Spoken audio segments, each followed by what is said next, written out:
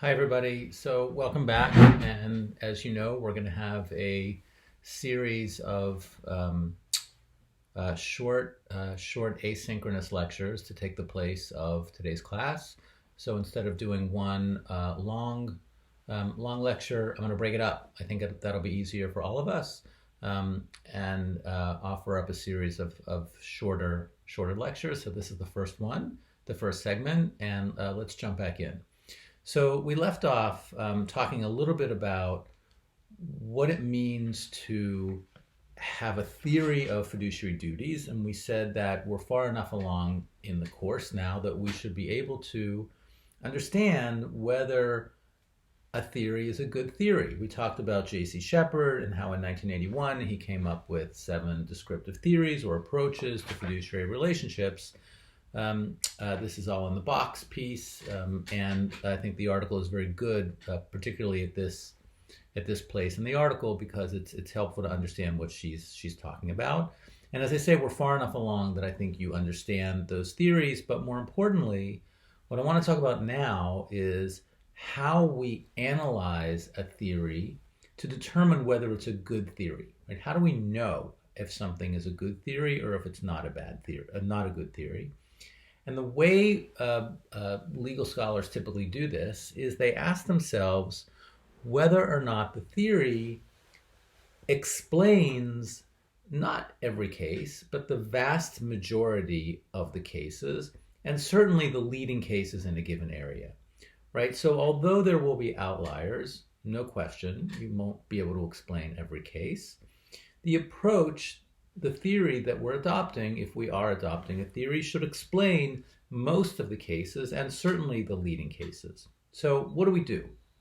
Right, we have to look at the cases, as I say, especially the ones that are well known, often cited, and ask if they can be effectively explained by our theory, by our approach. Right, so take the Meinard case, a case that we've spent a lot of time on, and that's as good as an example of any. We can ask ourselves, well, does it fit in the given theory we're talking about? Let's say that somebody advocates the reliance theory of fiduciary duties. So then you've got to say to yourself, well, does the reliance theory explain what happened in the Meinard case? And we might say maybe it does, right? Maybe it does. Meinard relied on the decision-making of Salmon, and so he wanted to get in on that deal. Salmon did not disclose to him that deal, but that was inappropriate, particularly because of the reliance aspect of the case, and because Salmon knew that Meinard was relying on him. Salmon should have made that disclosure. On the other hand, Salmon also relied on Meinard, right? We said from the beginning that it was Meinard who had the funds to get the venture off the ground. So the reliance theory, maybe it works. It's not, we won't rule it out, but they're relying on each other, right? It's not just the case that Meinard was relying on Salmon, and therefore, as a result of that reliance, Salmon owed a fiduciary duty, right? We might see reliance more in the case of, say, a relationship between a client and a lawyer, right? Where the client relies on the lawyer in ways that we don't necessarily see reliance in the case of Meinard. What about unequal relationship? Maybe that's our theory of fiduciary duties that we think explains when fiduciary duties arise.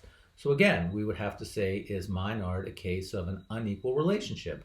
And I think we would say, not especially, right? I mean, the two of them were co-adventurers, right? It's not like a sophisticated investment advisor and an unsophisticated client, or a doctor, a physician who's very sophisticated about a patient's medical situation and an unsophisticated patient, or even a lawyer and client where the lawyer's very sophisticated and the client is unsophisticated.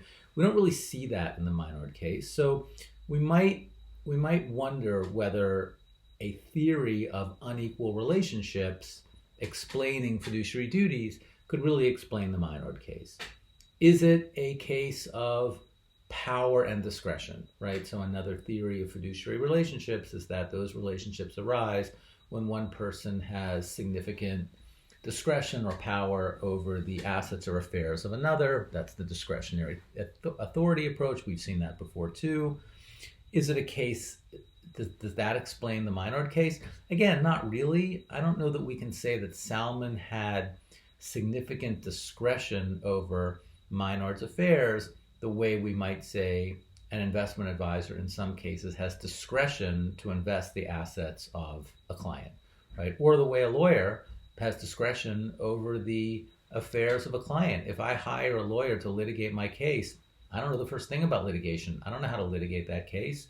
File a motion for summary judgment, a motion to dismiss, right? That's all Greek to me. It's up to the lawyer. I'm relying on the lawyer completely, and therefore we place a fiduciary duty on the lawyer. That's that power and discretion, right? Somewhat akin to the reliance approach to fiduciary duties. That doesn't really explain what happened in Meinard versus Salmon, because we can't really say that Salmon, as the fiduciary, had discretion over the affairs of Meinard. So that's the idea, right? We have to ask ourselves, when we want to advocate a given approach towards fiduciary duties, we have to ask ourselves if it explains really most cases, or certainly the leading cases in the area. Now, you might have different theories, right? You might say that you've got a reliance theory in the case of physicians, and you might have a discretionary authority theory in the case of investment advisors. And then again, you would have to do the same thing. If you want to limit your analysis to a given area, you would ask the same question. Well, does reliance really explain all cases of fiduciary duties between lawyers and clients? Does discretion explain all cases of fiduciary duties between investment managers and their clients? So you would go through the same analysis, but you might have multiple theories based on the kind of based on the area that you're talking about. So I wanted to just spend a few minutes and talk a bit about that, because some of you will be writing your longer papers and advocating certain theories of fiduciary relationships, and you ought to be in a position to discuss whether or not the theory is a good theory, right? Whether it's an appropriate theory. So next, Box takes up how a durable power of attorney illuminates our discussion of fiduciaries, right? Box explains that it's hard to fit the durable POA into a contractual model, right? Because the durable POA context is usually not, we don't see it in a commercial setting, right? So it's hard to say that that contractual model of fiduciaries works well in the case of a durable power of attorney, because it's just not the proper context, right? Maybe we need fiduciary protections in the durable POA context because we don't have court supervision, right? If that were true, that would be a kind of monitoring theory of fiduciary duties. And we say that's why we need fiduciary duties in the context of a POA, because we don't have court supervision. So because we don't have court supervision, right, we need something to replace that. And what replaces that is the robust fiduciary duties that we will place on the attorney, right, on the person who holds the durable POA. So then there's a discussion of applying fiduciary principles to the POA and some recommendations. And the most important feature, Box says, towards the end of the article, of a durable POA is that it does not terminate with the principal's incapacity, right? That's the key point. So, right, does not terminate with the principal's incapacity. It continues on after that. So what happens to the fiduciary's role upon the principal's incapacity, right? Does it change? That's the key question. Is the fiduciary still like an attorney in fact for a competent person, right? Even though the person no longer is competent? Or is the person more like a trustee, right? Or frankly, more like a guardian, right? So we could ask ourselves, what is the change in scope and in the tenor of the relationship? So the durable POA allows for a fiduciary, but with no monitoring or supervision, right? Even a guardian, by the way, is monitored by the court, which we've discussed. It's a court-appointed guardian. That's not the case with the durable POA. That's a cost, right? That's a cost that we see in the relationship. You don't have that important monitoring, but the benefit that we see is greater efficiency, right? The relationships can continue. You don't have to go to a court and get a guardian appointed, and that, of course, is advantageous, is more efficient. And so we can ask ourselves in this context and in many others, what's the trade-off, right? How do we feel about what's the trade-off, and then how do we feel about the trade-off, and on balance, is it a good thing?